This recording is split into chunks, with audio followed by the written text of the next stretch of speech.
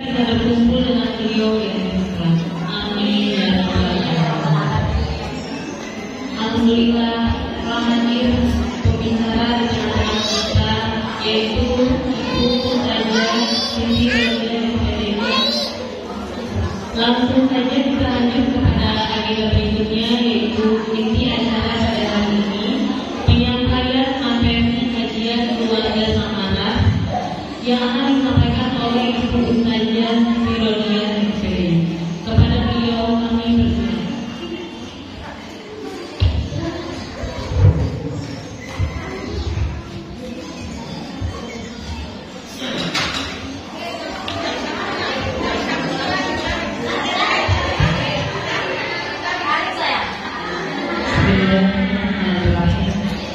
Assalamualaikum warahmatullahi wabarakatuh. Waalaikumsalam warahmatullahi wabarakatuh. Bismillah, alhamdulillah, wala haula wala quwwata illa billah. Asyhadu an la ilaha illallah wa asyhadu anna Muhammadan abduhu wa rasuluh. Allahumma shalli ala sayyidina Muhammadin wa ala alihi wa sahbihi ajma'in, amma ba'd. Qul subhanaka la ilma lana illa ma 'allamtana innaka 'alimul hakim wa tub 'alaina innaka antas samiul basir wa la haula wa la quwwata illa billahil 'aliyyil 'azim. Wa la bishrah li sadri wa yassir li amri wahlul 'uqdatam min lisani yafqahu qawli. Amin ya Allah ya rabbal alamin. Faqad qala ta'ala fi kitabihi karim wa musaddiqan wa qa'imin a'udzu billahi minasy syaithanir rajim. Bismillahirrahmanirrahim. Ya ayyuhalladzina amanu la taqutullaha war rasul wa la taqutu amanatikum la'allakum ta'lamun. Qala Rasulullah sallallahu alaihi wasallam, "Iltamisu ridaqatin nikah." Sallallahu alaihi wasallam Rasulullah Nabiyul Habibul Karim wa nahnu 'ala dzalika minasyahidin was-sakirin walhamdulillahi rabbil alamin. Ayuhal mukarram wal mukarramat khusus kepengurusan DKM Masjid Al-Anji, kepengurusan Majelis Taklim Al-Anji, yaitu Sohibul Wasilah, Ketua Majelis Taklim Al-Anji, yaitu Bunda Iman, beserta segenap kepengurusannya, aparatur pemerintah setempat, Ibu RW, Bapak Ibu RT, Ibu RT-nya yang hadir pada kesempatan sore hari ini, tim hadroh yang ditang-tang hari ini, yang mudah-mudahan senantiasa memberikan keberkahan dan juga keberkahan. Para guru-guru ustazah yang hadir pada kesempatan sore hari ini, mohon maaf bila saya sebutkan satu persatu. Jamaah Majelis Taklim Al-Anji yang mudanya, yang tuanya, yang 17 tahunnya, yang 37 tahunnya, ataupun yang 87 tahunnya. Ada nama juga ada? Ada nama bukan 10 tahun ada? Oh, Ibu yang usia 87 hadir ada? Nggak ada. 70 ada? Ada 70. Yang mudah-mudahan setiap langkah kita dan rumahnya masing-masing tempatnya Allah muliakan ini mendapatkan pahala yang berlipat-lipat ganda. Allah mampukan dosa-dosa kita dan juga senantiasa kita dalam perlindungan Allah Subhanahu wa ta'ala. Amin ya Allah ya rabbal alamin. Ada masih kebenaran sebenarnya karena tadi ada insiden di jalan ya, hampir bajunya keliling pantai. Untungnya tidak sampai sayanya tarik. Allah masih lindungi, alhamdulillah. Karena itu perhatian. Ibu yang dirahmati Allah Subhanahu wa ta'ala, iltamisu ridaqatin nikah, kata Rasulullah. Rasulullah SAW bersabda,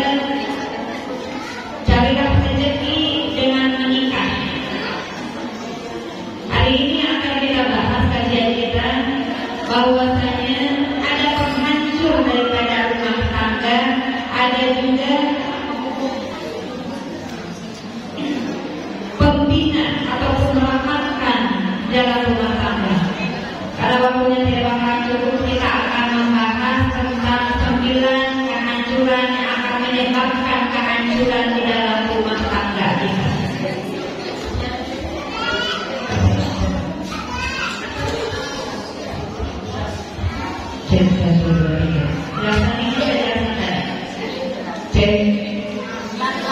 Ini ya. Sebelum kita lanjut kita salawatan dulu ya sedikit.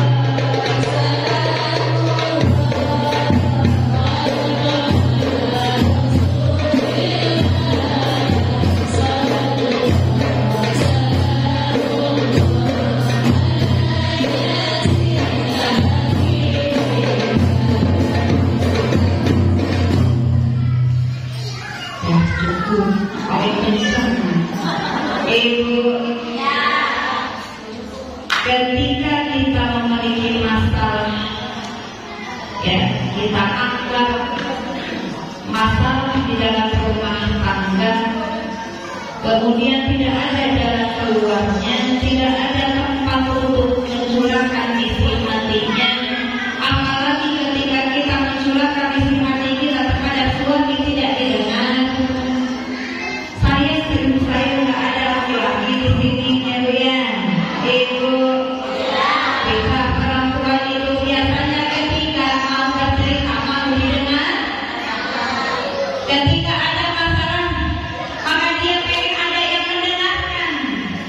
Tapi ketika sudah tidak ada yang mendengarkan, dia bingung cari curhatan kepada siapa, akhirnya disindir lewat status. Nyindir lewat status, suaminya kagak baca, orang lain yang baca. Akhirnya kesini semua. Betul. Ibu, orang kalau banyak masalah, nyindirnya lewat status orang orang sini juga ada. Kira-kira orang dulu. Ya, ada masalah rumah tangga pasang sekat, yang di sininya kagak baca, orang lain yang ngerti, singgung. Ya, orang semua Allah siniman, berarti. Baik, kita akan melihat daripada permasalahan setelah adanya perceraian. Kita lihat surveinya, kita lihat survei dulu ya. Baru Bapak pasti sebenarnya paham daripada mana. 75% dari yang sudah pisah ataupun bercerai karena kurangnya komitmen di dalam keluarga. 75% terjadinya perceraian akibat daripada kurangnya komitmen. MOU, ya, perjanjian.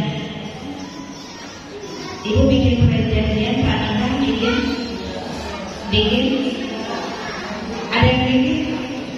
Enggak?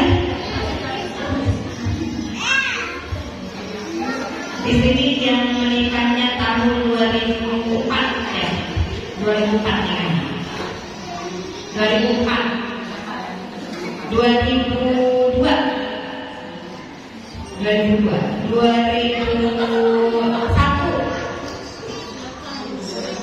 ya kan sini dan 2007, 2010, 2011, ini udah sini. Bikin komitmen nggak pranikah? Tidak. Oh, tidak. Kenapa meski disebutkan harus ada komitmen pranikah? Saya tahun 2004 menikah, ya, di usia 19 tahun. Itu sudah membuat MOU, perjanjian pranikah. Pentingkah ketika kita membuat perjanjian pranikah ataupun komitmen di dalam rumah tangga? Penting. Kenapa demikian? Ketika kita kali ini mempersoalkan tentang merokok daripada suami. Padahal sebelum nikah si calon suami kita atau suami kita sekarang sedang merokok. Betul? Tapi itu permasalahan setelah 20 tahun menikah. Mau sama merokok apa? Ya, saya nggak suka. Padahal yang sebelum nikah sudah merokok. Paham tuh? Ibu bilang kok gajinya segini-gini aja sih. Padahal sebelum nikah juga gajinya memang segitu.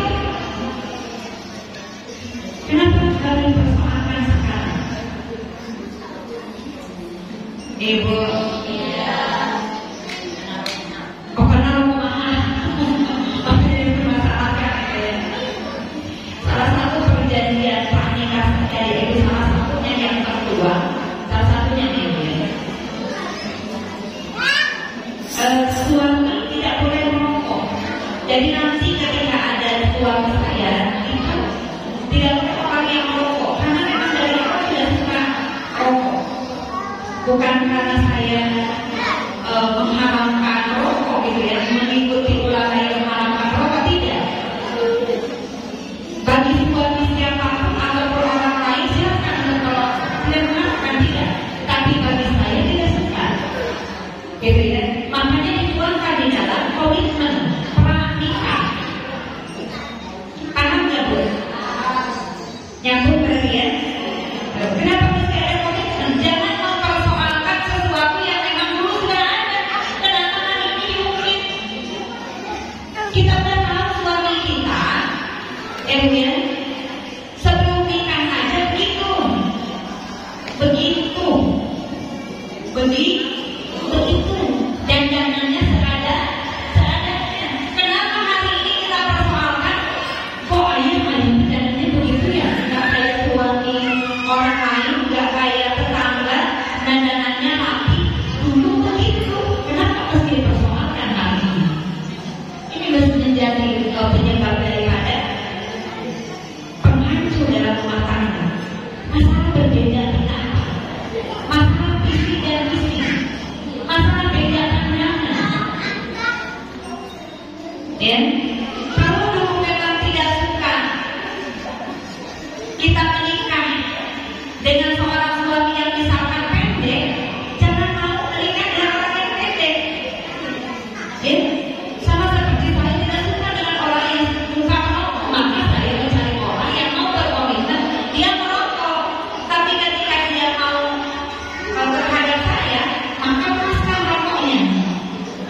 gitu, ya.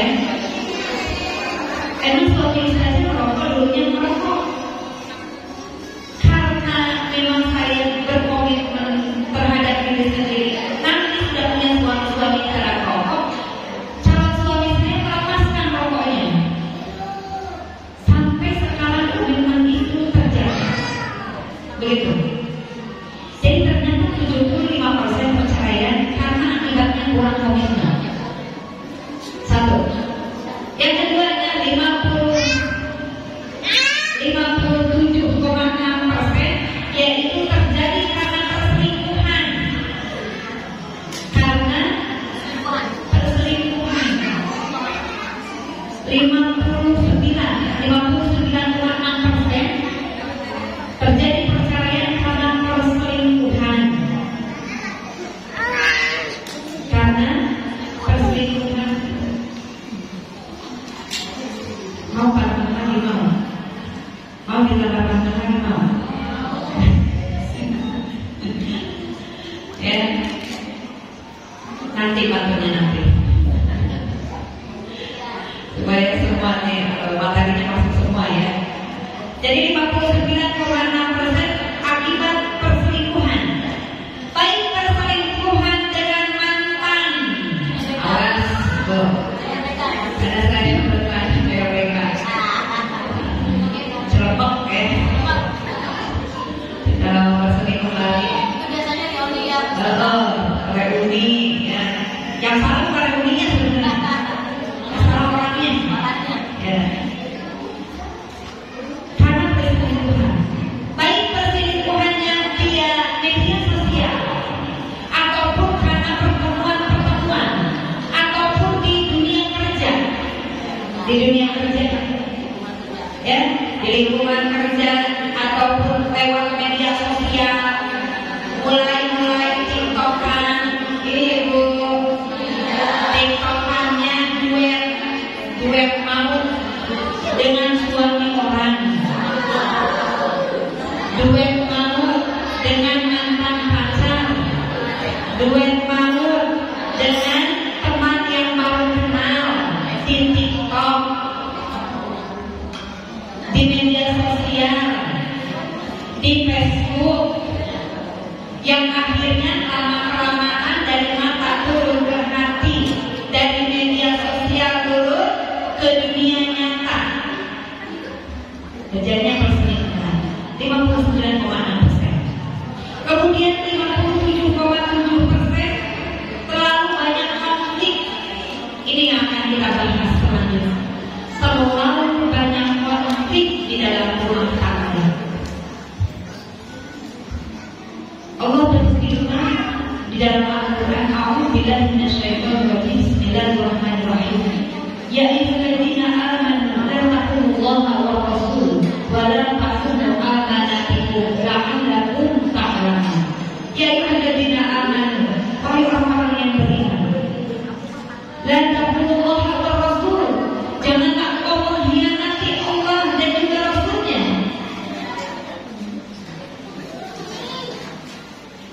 Ya ayyuhalladzina amanu la taqullaha wa rasul wa la taqulu amanatikum, dan janganlah kau mengkhianati amanah yang kamu berikan terhadap la'allakum ta'lamun, sedangkan kau mengetahui. Siapa amanahnya? Siapa amanah? Istri amanah, anak-anak amanah, rumah amanah, harta benda amanah. Ya. Jagalah istri, jangan kau sakiti. Jagalah istri, janganlah kau sakiti. Ulangi lagi. Jagalah istri, jangan kau sakiti. Jagalah istri, amanah ilahi. Amanah itu istri itu. Satu lagi. Jagalah suami, jangan kau sakiti. Jagalah suami, jangan engkau sakiti. Sekali lagi. Jagalah suami, jangan kau sakiti.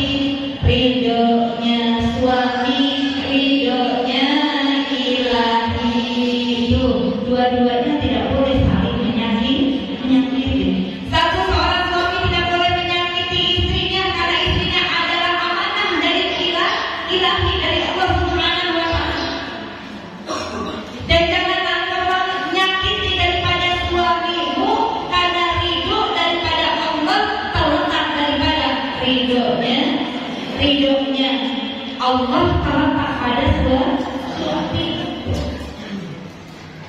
Maka apa yang akan menjadi penghancurnya? Yang pertama yaitu tidak sejalan, berbeda visi dan misi, beda cara pandang, beda cara mendidik anak, beda cara menerapkan agama di dalam rumah. Itu akan menjadi konflik dalam rumah tangga, akan menghancur dalam rumah tangga kita. Makanya kenapa tadi kita ulang, kenapa kita mesti ada komitmen praktikan, harus disamakan visi dan misi kita. Walaupun ada calon suami ataupun calon istri cantik dikawinkan, dia tadinya sudah menikah, kemudian bercerai. Dia bilang, saya menikah dengan yang sekarang itu yang sefrekuensi, yang sama kerjaannya. Padahal sama kerjaannya belum menjamin ataupun tidak menjamin langgengnya rumah tangga, menjadi rumah tangga yang sakinah mawaddah warahmah. Yang mesti disatukan bukan pekerjaannya, tetapi visi dan misinya. Bagaimana cara penerapan agamanya di dalam rumah tangga? Bagaimana cara menerapkan perilaku di dalam rumah tangga? Ketika si suami sopan terhadap istrinya, maka si istri juga harus sopan terhadap suaminya. Ketika si istrinya sering mengalah, si suaminya juga harus mengalah. Karena ketika salah satunya mengalah terus, maka akan menjadi bom waktu yang akhirnya menjadi konflik dalam rumah tangga yang tidak ada ujungnya. Ini salah satunya yang menjadi penghancur di dalam rumah tangga. Kemudian yang keduanya yaitu masalah keuangan finansial. Coba kamu sini deh. Masalah Ini apa? bukan salahnya, bukan. Begini salahnya. Tapi kalau sudah diterapkan, duit fulus, ya, apa juga nggak fulus tanpa fulus. Masalah keuangan, masalah ekonomi, ya, masalah ekonomi ini juga menjadi penghancur dalam rumah tangga. Bagi siapa? Bagi seorang istri. Ini masalahnya perempuan yang kalau suami. Ibu, Bu, ketika kita berbicara uang, maka kita berbicara pengelolaan keuangan di dalam rumah tangga kita. Bu, kira-kira ibu dikasih uang besar cukup apa kagak? Cukup apa kagak? Uang dikasih 5 juta sebulan cukup? 10 juta cukup? 15 juta cukup? Kata siapa? Banyak koruptor yang dia gajinya puluhan juta masih tetap cari yang gedean. Betul? Berarti kagak cukup? Apa yang membuat kita cukup? Bersyukur. Uang 2 juta dengan bersyukur cukup. 2 juta cukup, Bu? Cukup. Nanti bilang sama suaminya, pulang ayah setiap bulan kasihnya 6 juta, mama kan cukup 2 juta kalau saja juga. Jadi sukanya ayah kan begitu ya. Kalau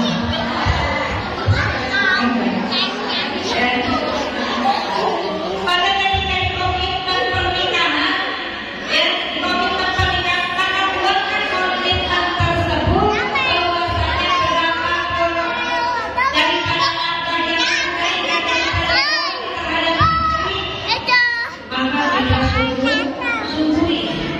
Karena apa itu tidak ditentukan besarannya di dalam rumah tangga. Betul. Kira-kira ada di dalam fikihnya nih, nafkah harus sebulan 10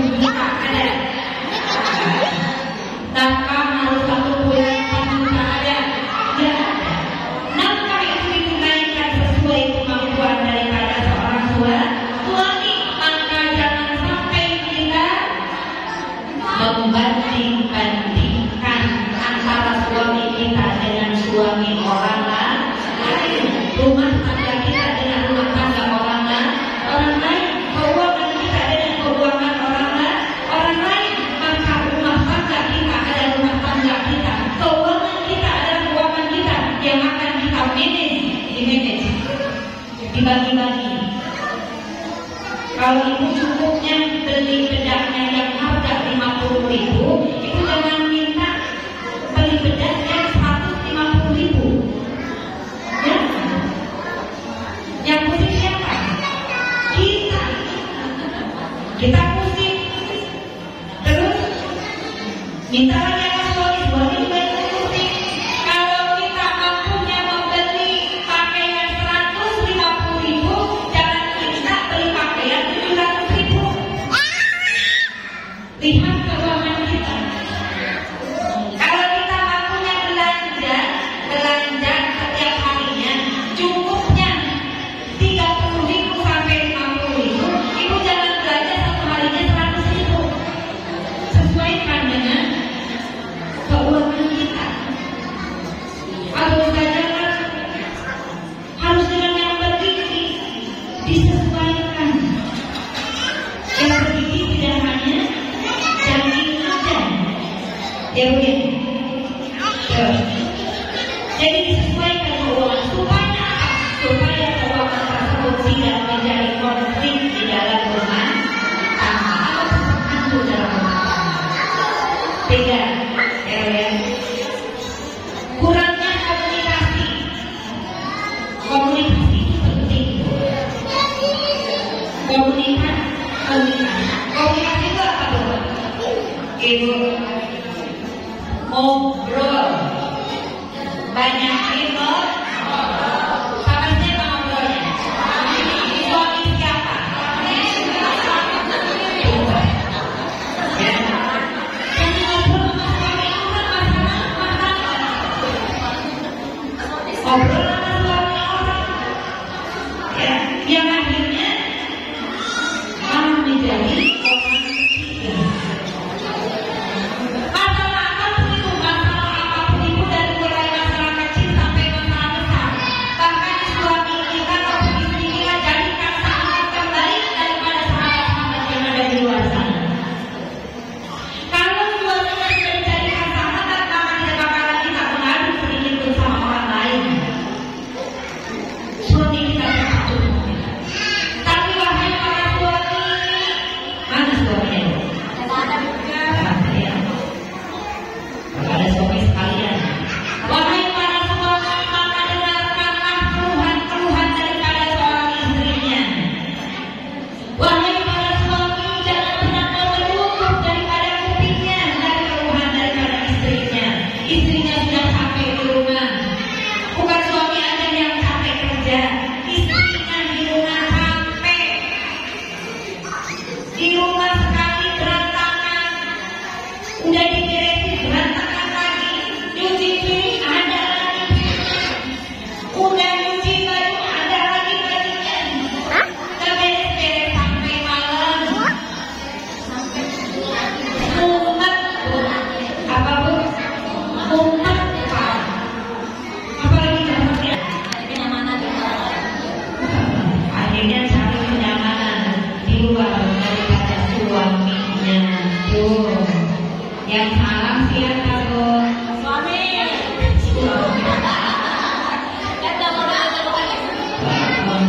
Coba kalau di negara sana, coba kamu yang lihat curhat ke orang lain, curhat di media sosial, ya.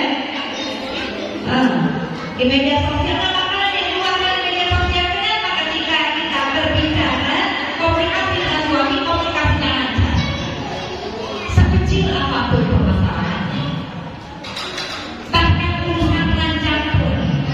Karena kalau bagi saya mati-mati jangan dibuka ya. Nanti kita buka membahas itu khusus soal budaya, karena memang ada etikanya. Nanti khusus karena sekarang jangan dulu saja gitu ya.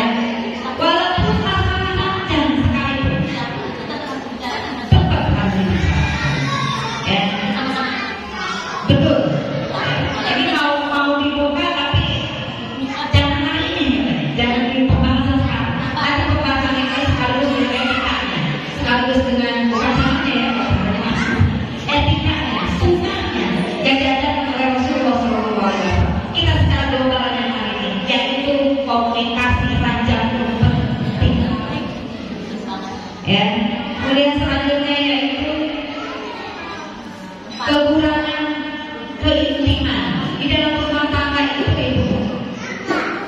Orang yang pegangan tangan, orang yang rangkulan, bukan yang belum menikah atau baru-baru menikah. Yang belum menikah salah, yang baru-baru menikah bagus-bagus, tetapi keintiman tersebut di dalam rumah tangga bukan yang baru menikah saja, tetapi sampai tua keintiman itu harus dijaga. Ibu, ketika berpegangan tangan antara suami dengan istri, maka rahmat Allah turun, kemudian diserah-serah jadi daripada suami dan istri, keluar daripada dosa-dosa kecilnya. Makanya jangan pernah lupa daripada pegangan tangan dengan suami. Dan siapa bu? Dengan suami sendiri. Jangan pernah lepas kita dekatkan dengan suami. Jangan ini mah istrinya di depan, suaminya di belakang. Ada yang begitu ada? Ada yang begitu ada? Mau nyebrang jalan dulu ya Allah, baru-baru nikah kan dituntun. Ya, jatuh di masnya Allah ayah, jatuhnya yang hati. Ini udah 20 tahun nikah, pas mau nyebrang jalan suaminya nggak udah nyebrang, istrinya ditinggalin. Panjang ayah jatuh bangun sendiri. Oh wow, sampai enggak begitu. Kalau kita memahami tentang komitmen pernikahan itu dibahas dalam komitmen pernikahan, komitmen pranikah. Makanya nanti ya, nanti sebelum nikah, nanti kalau menikah bikin komitmen pranikah namanya, perjanjian sebelum nikah. Ya, tentu saja bikin tadi sudah bikin ya. Saya juga bikin juga bukan hanya tentang rokok, tetapi komitmennya tentang keintiman di dalam rumah tangga. 2004 mungkin orang-orang belum memikirkan di situ. Ya, saya sudah nikahi dulu, tapi sudah memikirkan bagaimana nanti komitmen pernikahan dari awal sudah di dalam hati sudah satu kali seumur hidup sampai mau memisahkan. Maka keintiman itu dibahas tentang di komitmen pernikahan. Ayah, nanti kalau sudah nikah kita akan selalu dan terus seperti pacaran.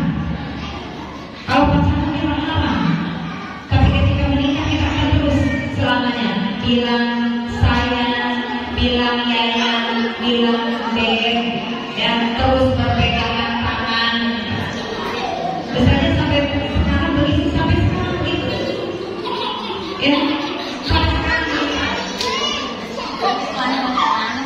Tapi tidak di-upload di media sosial. Ya, saya hanya sekali-kali di-upload di media sosial dengan suami. Ya, apakah ada yang jomblo? Ada yang sakit hati? Oh, ya, kita mah nggak begitu apa suami, tetapi lihat orang di media sosial. Ya, jadi di dalam rumah itu selalu bergandengan tangan, selalu berdekatan, selalu bilangnya sayang. Kalau tidak ada anak-anak, kita bilangnya tetap yayang, yayang, yayang. Ya, empat, emak, ya, bi, gitu ya. Pokoknya panggilan saya itu tetap dipertahankan, dibikin masuk di komitmen pernikahan. Itu kan langsung dibikin komitmen pernikahan. Walaupun tidak tertulis diucapkan. Ya, nanti nih mau nikah begitu. Jawabannya, jawab. Nanti kalau sudah menikah, kita tinggalnya di mana? Nanti kalau sudah menikah jangan pernah ada ucapan kata cerai. Nanti kalau kita sudah menikah, kalau marah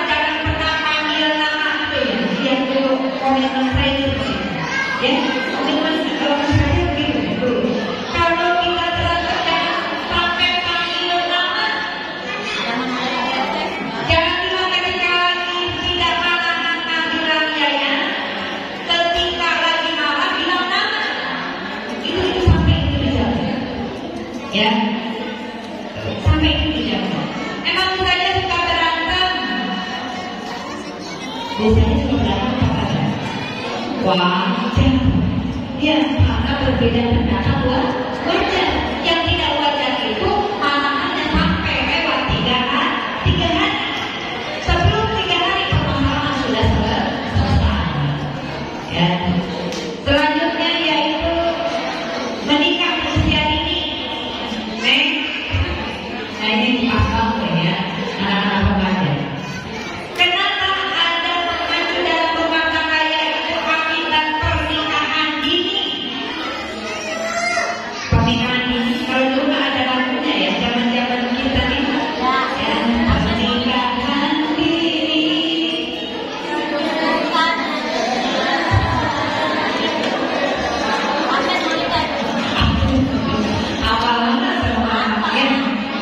Awalnya semua ya. Ya. Pernikahan ini makanya pemerintah bikin aturan. Kenapa dibikin aturan pemerintah? Karena pemerintah menginginkan ketika suami dan istri menikah, calon suami dan istri menikah tidak ada kata cerai. Dibikinlah aturan PMA-nya, aturan usia menikah. Usia menikah minimal 19 tahun untuk laki-laki, 19 tahun untuk perempuan. Jadi sebelum 19 jangan mau nikah.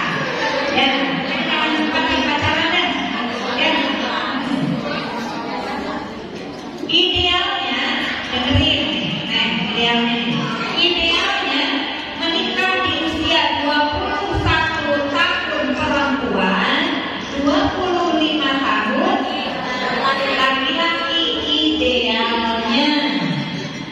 Kenapa? Karena usia kurang daripada 19 tahun, 16 tahun, 17 tahun, 18 tahun, kematangan berpikirnya belum matang, masih labil.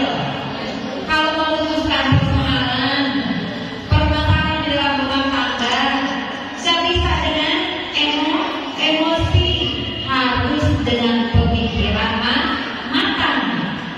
Dengan usia itu pikirannya akan matang, maka usia 19 sudah ada kematangan berpikir, sudah siap untuk hamil, sehat untuk ibunya hamil, sehat untuk bayinya, tumbuh kembang bayinya di dalam kandungannya.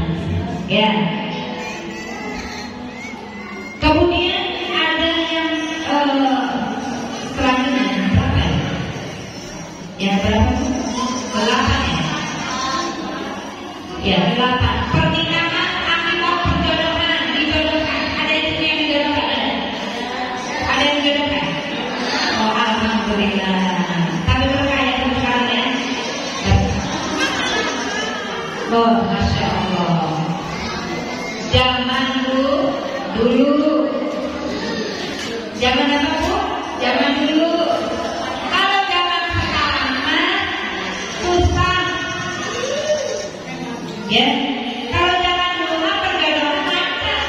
Kalau zaman sekarang akan banyak ujiannya.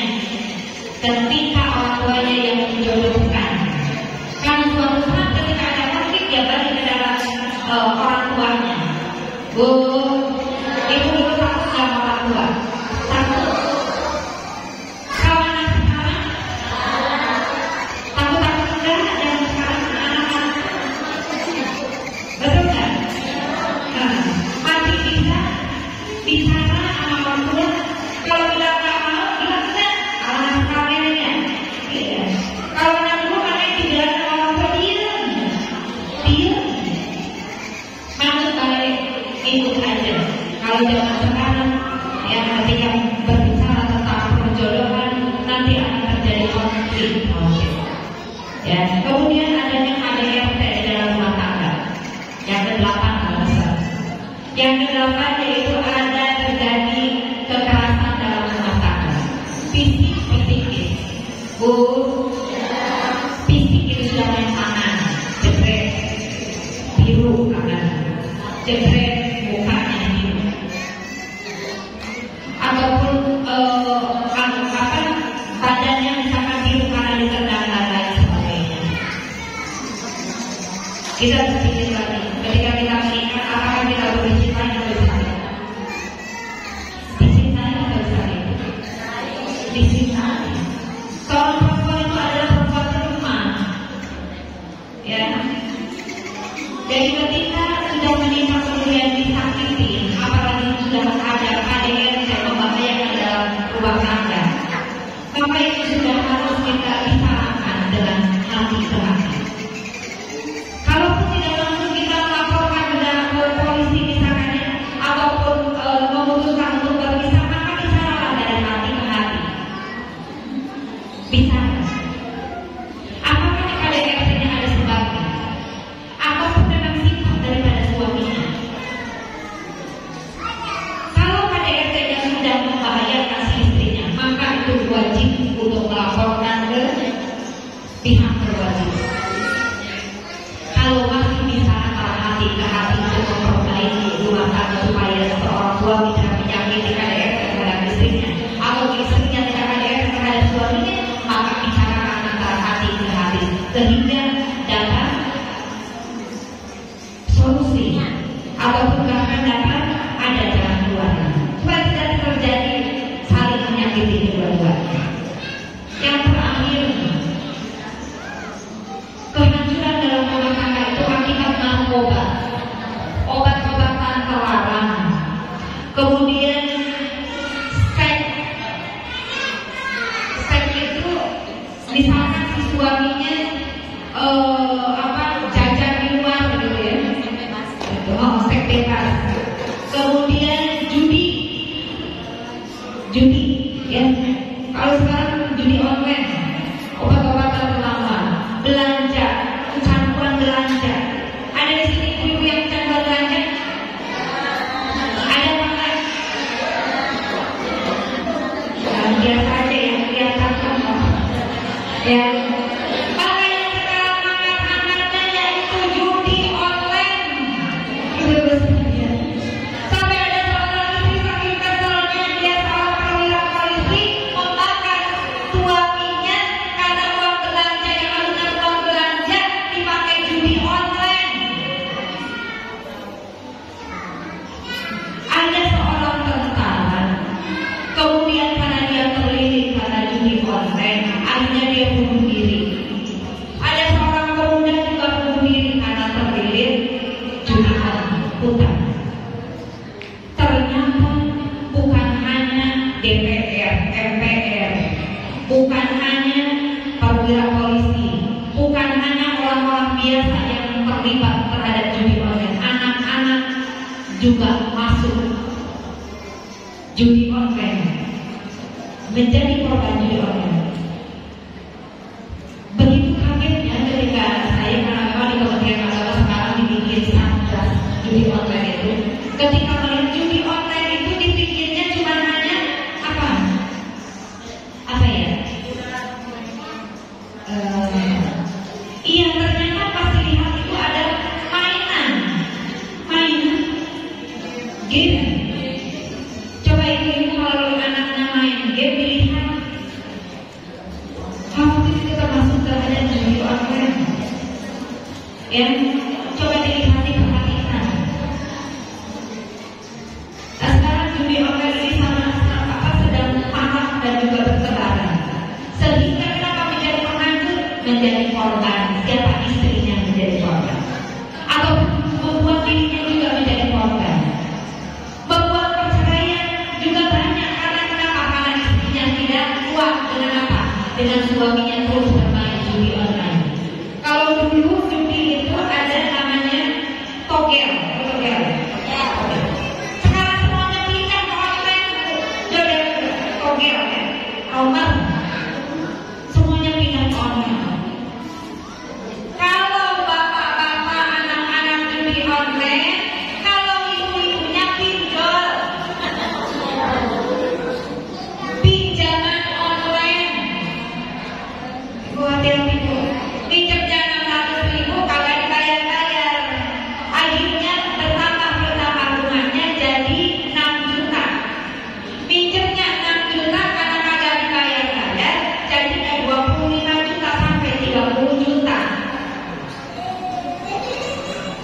Dan akhirnya si istrinya tidak tahu harus bagaimana lagi, gantung diri, bunuh diri, penghancur daripada rumah tangga. Ya, maka daripada penghancur ini, karena kita belum sampai ke bagaimana cara untuk membangunnya kembali, insya Allah di kesempatan berikutnya, ya. Dari penghancur ini, bagaimana cara mengatasinya, insya Allah di pertemuan selanjutnya. Jadi ada 9 daripada penghancur rumah tangga. Yang pertama tidak sejalan, kemudian yang kedua masalah keuangan, yang ketiga kurangnya komunikasi, kemudian yang keempat konflik yang terus menerus, kemudian yang kelima kekurangan keintiman, kemudian yang keenam menikah di usia dini, kemudian yang ketujuh pernikahan berdasarkan perjodohan, yang kedelapan KDRT, yang kesembilan yaitu obat-obatan terlarang, kemudian judi online, kemudian seks, kemudian belanja, ya, kecanduan, bukan belanja, bukan kecanduan belanja, dan juga obat-obatan terlarang. Itu yang akan menjadi penghancur di dalam rumah tangga. Salatullah, salamullah.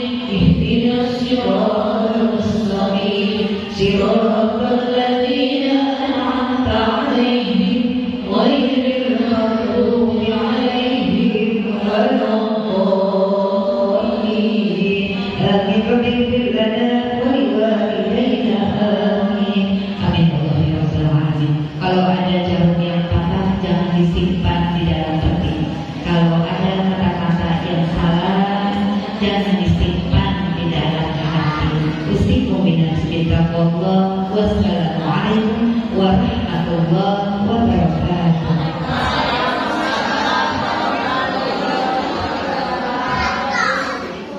Alhamdulillah, terima kasih kepada sekalian yang telah menyampaikan materi dan juga memimpin doa. Semoga ilmu yang diberikan dapat bermanfaat untuk kita semua dan doa-doa yang dipanjatkan